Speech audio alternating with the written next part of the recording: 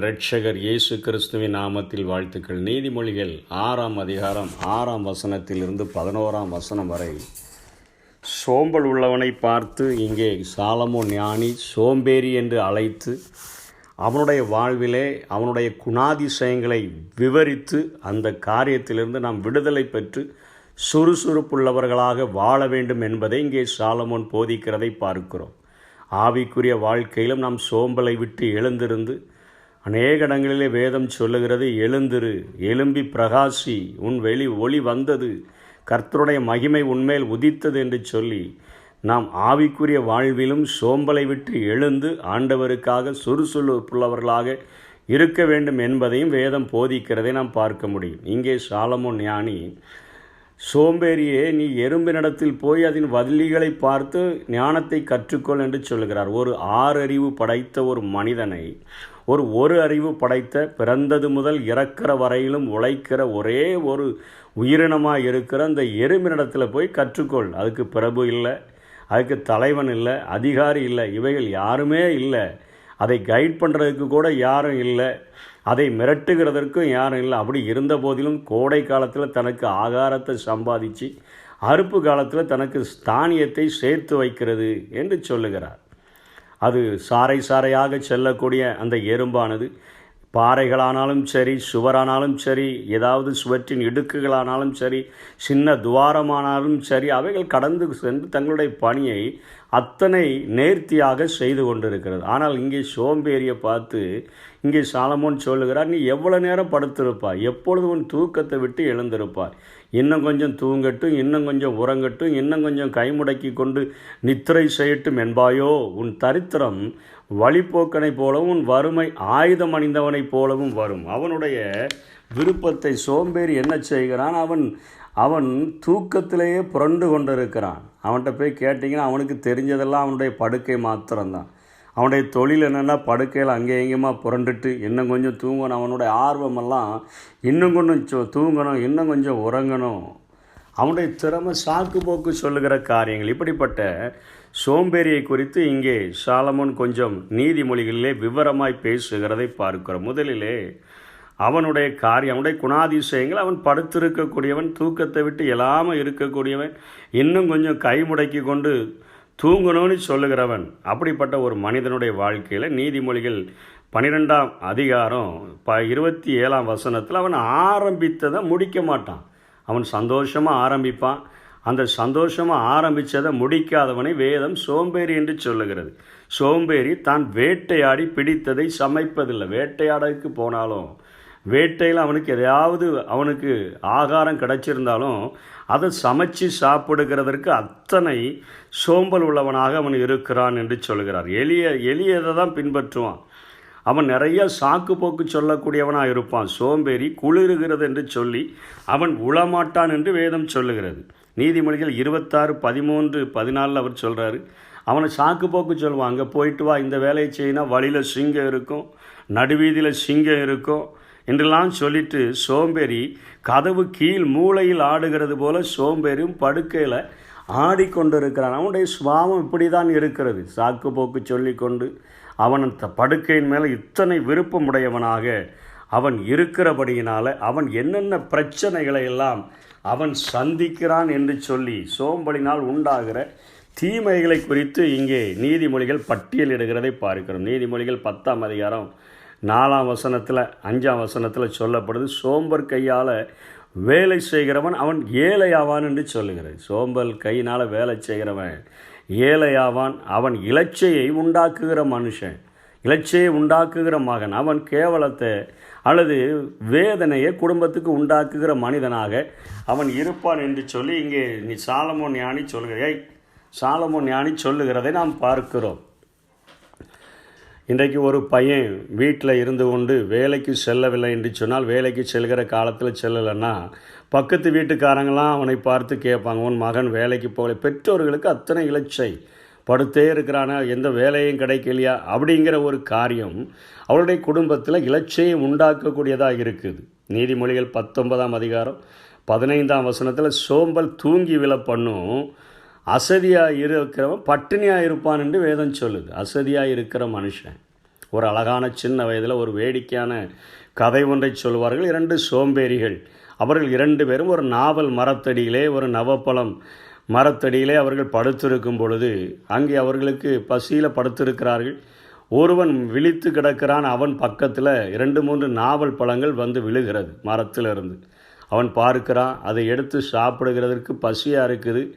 ஆனால் அவன் ரொம்ப சோம்பேறியாக இருக்கிறதுனால சாப்பிட்றதுக்கு விருப்பம் இல்லாமல் பக்கத்தில் படுத்து கிடக்கிற சோம்பேறியை பார்த்து, என்னுடைய வாயில் அந்த நவல் பழத்தை எடுத்து வை, எனக்கு மிகவும் பசிக்குது என்று அவன் சொல்லுகிறான். அதற்கு பக்கத்தில் இருக்கிற சோம்பேறி சொல்லுகிறான், கொஞ்ச நேரத்துக்கு முன்னாடி என் முகத்தில் ஒரு நாய் வந்து நக்கி கொண்டு இருக்கும் பொழுது நான் அதை விரட்டும்படியாய் சொன்னேனே, நீ அதை விரட்டலையா, அதனால் நான் உனக்கு இந்த பழத்தை எடுத்து வாயிலே வைக்க மாட்டேன் என்று சொல்லுகிறான். நாய் நக்கினாலும் பசி எடுத்தாலும் அவர்கள் அதை எடுத்து சாப்பிட முடியாதபடி பட்டினியாய் கிடக்கிற ஒரு நிலைமையில் தான் சோம்பேறி வாழுகிறான் என்று சொல்லி நாம் பார்க்க முடிகிறது.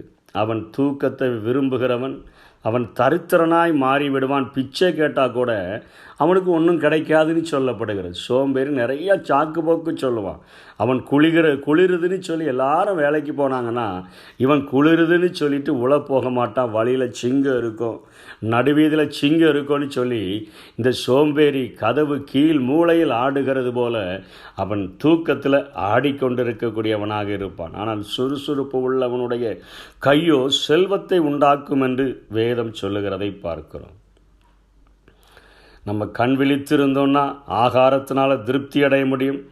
தன் நிலத்தை பயிரிடுகிறவன் ஆகாரத்தினால் திருப்தியாவான் என்று சொல்லி எல்லாம் நீதிமொழிகள் 12:11 சொல்லப்படுகிறதை பார்க்கிறோம். ஆகவே இந்த உலகத்தில் உலக பிரகாரமான பணிகளில் நமக்கு தலைவர்கள் இல்லாவிட்டாலும், பிரபுக்கள் இல்லாவிட்டாலும், யாரும் பார்க்காவிட்டாலும் நம்மை ஆண்டவர் பார்க்கிறார் என்கிற ஒரு உத்தரவாதத்தோடு கூட சுறுசுறுப்பாக இந்த உலகத்தில் வாழ்ந்தோம் என்று சொன்னால் நான் நிச்சயமாக சுறுசுறுப்புள்ளவன் கை செல்வத்தை உண்டாக்கும் என்று வேதம் சொல்லுகிறது. ஆனால் சோம்பேறியாக இருந்தால் ஏழை ஆயிடுவ, நீ பட்டினி ஆயிடுவ, தருத்திரம் வழிபோக்கனை போல் வீட்டுக்கு வந்துடும், ஒரு ஆயுதம் அணிந்தவனை போல் வறுமை வந்துடும், ஒரு மிலிட்ரி மேன் மாதிரி இருக்கும், அதை நீ விரட்டவே முடியாது, நிரந்தரமாக உன் வீட்டில் தங்கிறோம் அப்படின்னு சொல்லி அந்த சோம்பலினால் உண்டாகிற தீமைகளை, வேதனைகளை குறித்து இங்கே சாலமோன் ஞானி பட்டியலிடுகிறதை பார்க்கிறோம். அதே போல தான் ஆவிக்குரிய வாழ்க்கையிலும் நாம் சோம்பலை விட்டு எழுந்திருக்கும்படியாய் வேதம் அநேக வசனங்களை நமக்கு சொல்லுகிறது. நீ ஆகையால் தூங்குகிற நீ எழுந்து என்று சொல்லுகிறது. 2 பேதுரு 1:10 நம்முடைய அழைப்பையும் தெரிந்து கொள்ளுதலையும் உறுதிப்படுத்தும்படி என்று சொல்லி அங்கே ஜாக்கிரதை உள்ளவர்களாக இருக்க வேண்டும் என்று பேதுரு சொல்லுகிறதை பார்க்கிறோம். நமக்கு இந்த பூமியில் உலக பிரகாரமாக சாப்பிடுகிறதற்கு, வாழ்கிறதற்கு, வசதியாக இருப்பதற்கு நாம் கடினமாக உழைப்பது போல அது மாத்திரம் போதாது. இந்த உலகத்தில் நமக்கென்று ஒரு அழைப்பு இருக்கிறது, நமக்கென்று ஒரு தெரிந்து கொள்ளுதல் இருக்கிறது. அதை புரிந்து கொண்டு ஜாக்கிரதை உள்ளவர்களாக நம்மை உருவாக்கின, நம்மை சிருஷ்டித்த ஆண்டவருக்காக வாழ வேண்டும் என்று சொல்லி வேதம் நமக்கு அறிவுறுத்தக்கூடியதாக இருக்கிறது. இதற்கு ஒரே ஒரு மிகப்பெரிய ரோல் மாடல் இயேசு கிறிஸ்து மாத்திரமே. தன்னுடைய 30வது வயது வரையிலும் தன்னுடைய பெற்றோருக்கு கீழ்ப்படிந்து அவர்களுக்காக வாழ்ந்து அவர்களோடு கூட பணி செய்த இயேசு 30வது வயதில் ஊழியத்தை தொடங்கின பின்பு கூட அவர் அத்தனை சோம்பலாக இருந்ததே இல்லை. பகற்காலம் இருக்கும் மட்டும் என்னை அனுப்பினவருடைய கிரியையை நான் செய்ய வேண்டும், ஒருவனும் கிரியை செய்யக்கூடாத ராக்காலம் வருகிறதென்று சொல்லி அவர் அதிகாலையில் இருட்டோடு போய் ஜெபிக்கிறவராக, முழுவதும் ஜெபிக்கிறவராக, ஓய்வின்றி உழைக்கிறவராக. நரிகளுக்கு குழிகளும் ஆகாயத்து பறவைகளுக்கும் கூடுகளும் உண்டு, ஆனால் மனுஷகுமாரனுக்கோ தலை சாய்க்க இடமில்லை என்று சொல்லி அத்தனையாய் ஓடி ஓடி அந்த பகற்காலம் இருக்கிற வரையிலும் நான் ஊழியம் செய்ய வேண்டும் என்று உழைத்த இயேசு நமக்கு ஒரு அருமையான ஒரு ரோல் மாடல். இன்றைக்கு ஊழியம் செய்கிறேன் என்று சொல்லுகிற நம்ம ஒவ்வொருவரும் பார்க்க வேண்டிய ஒரே ரோல் மாடல் இயேசு கிறிஸ்து மாத்திரமே. அவருடைய வாழ்க்கையில் நடந்த ஒரு சம்பவம், அவர் பிரயாணத்தில் களைப்படைந்தவராக அந்த ஒரு கிணற்றண்டையிலே சீகார் என்று சொல்லப்படுகிற இடத்தின் அருகே வந்த பொழுது இலைப்படைந்தவராக, பிரயாணத்தில் அவர் பசியினால் நிறைந்தவராக, தாகத்தினால் நிறைந்தவராக ஒரு கிணற்றண்டையிலே உட்காருகிறார். அவரோடு கூட இருந்த அவருடைய சீஷர்கள் ஒரு பார்சல் வாங்குறதற்கு 12 பேர் சாப்பாடு வாங்குறதுக்காக ஊருக்குள்ளே போயிட்டாங்க.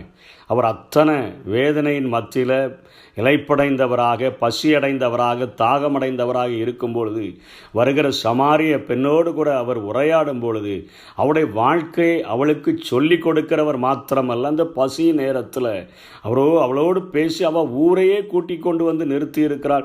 ஊருக்கே ஆண்டவர் ஊழியம் செய்து கொண்டு இருக்கிறார். அந்த கிராமத்திற்கே அந்த பசியின் நேரத்திலும் ஆண்டவர் தன்னுடைய இளைப்பை மறந்து, தன்னுடைய பசியை மறந்து, தன்னுடைய தாகத்தை மறந்து ஊழியம் செய்கிறதை பார்க்கிறோம். சாப்பாடு வாங்க போனவங்களாம் வந்துட்டு ஆண்டவரே போஜனம் பண்ணும் என்று சொல்லும்போது அவர் சொல்லுகிறார், நீங்கள் அறியாத ஒரு போஜனம் எனக்கு இருக்குது.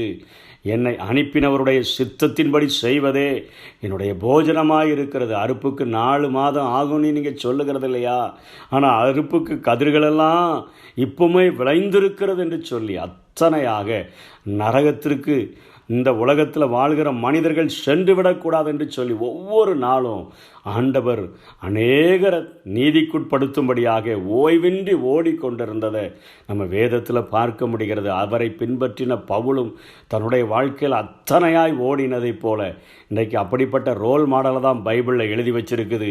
அவர்களை பின்பற்றுகிறவர்களாக ஊழியத்தில் நம் நதி அவ்வளவு கண்ணீர் விடுகிறவர்களாக, கிடைக்கிற நேரமெல்லாம் ஆண்டவருக்கென்று பிரகாசிக்கிறவர்களாக, சோம்பேறியாக இருந்து கொண்டு ஏதோ ஒரு வேலையை மட்டும் நான் செய்கிறேன்னு சொல்லுகிறது அல்ல. ஆத்தும ஆதாயத்துக்காக கண்ணீர் சிந்தவும், அதிகமாக பாரமெடுத்து ஜெபிக்கவும், சமயம் கிடைத்தாலும் சமயம் கிடைக்காவிட்டாலும் சுவிசேஷத்தை பிரசங்கம் பண்ணவும், இது எல்லா மனுஷர் மேலும் விழுந்த கடமை என்பதை இருதயத்தில் சுமந்தவர்களாக ஓடி ஓடி உழைக்கும்படியாக வேதம் நம்மை அழைக்கிறது. ஆவிக்குரிய வாழ்க்கையிலும் சுறுசுறுப்புள்ளவர்களாக ஆண்டவருக்கென்று பிரயாசப்பட்டோம் என்று சொன்னால் அநேக ஆத்துமாக்களை அவருக்கென்று ஆதாயப்படுத்த முடியும். வருகையில் அதற்குரிய மிகப்பெரிய பலனை நாம் பெற்றுக்கொள்ள முடியும். அப்படிப்பட்ட கிருபைகளை தேவன் நமக்கு தந்தருள்வாராக. ஆமென். செல்ல வேண்டும் தேசமெங்கிலும், சொல்ல வேண்டும் இயேசுவின் சுவிசேஷத்தை. செல்ல வேண்டும் தேசமெங்கிலும், சொல்ல வேண்டும் இயேசுவின் சுவிசேஷத்தை. தம்பி, ஏதாவது ஏதாவது ஏதாவது செய்ய வேண்டும் ஒவ்வொரு நாளும் என் இயேசு ராஜாவுக்கு.